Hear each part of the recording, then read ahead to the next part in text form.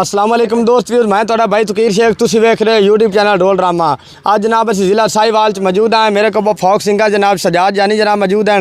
ਉਹਦੇ ਨਾਲ ढोल ਤੇ संगत करने के जनाब आशिक अली और उन्हें जनाब खुद की टीम है, बहुत ही अच्छी जनाब रंगा वाली टीम है। ये जनाब फरमाइश है आसिफ जनाब पिरोका और जनाब अनवार पिरोका। अगर जनाब राज साहब तुहानू पसंद आवे साड़ी बनाई वीडियो इस लिंक नूं अगे शेयर करना और दोस्तों साड़ी अपना चैनल ढोल ड्रामे नूं लाइक और सबसक्राइब करना मेहरबानी शुक्रिया जी। ढोल